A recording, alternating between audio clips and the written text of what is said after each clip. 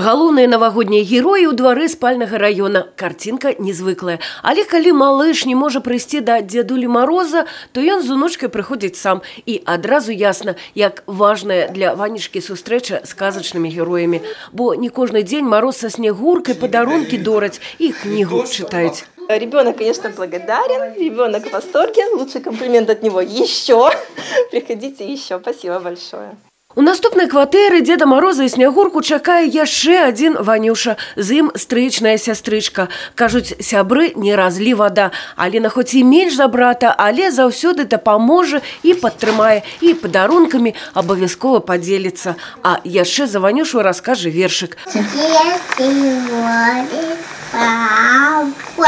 Бо хвароба малому не дае магчымасці ні рухацца, як яго аднагодкі, ні гаварыць. Он так не особо участвует, вот, чтобы там что-то сказать, показать. Но ему интересно вот все это действие, ему, конечно, это нравится. Ну и что вот вокруг него это действие, он, конечно, да, он это все понимает прекрасно.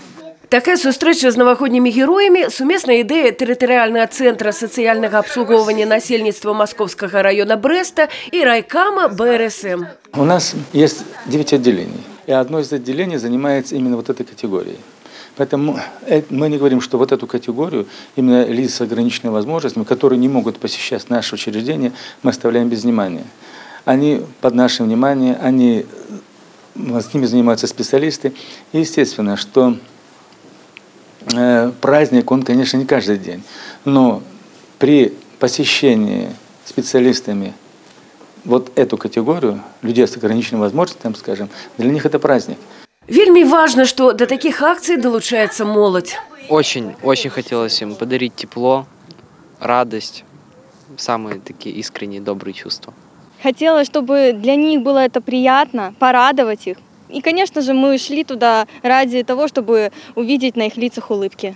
Цуды на каляды, так называется гэтая акция. И Дед Мороз со Снегуркой спадзяюцца, что маленький цуд все ж адбыўся. На тварах деток, якім хвароба ставіць у жыцці шмат перашкод, з'явіліся усмешкі.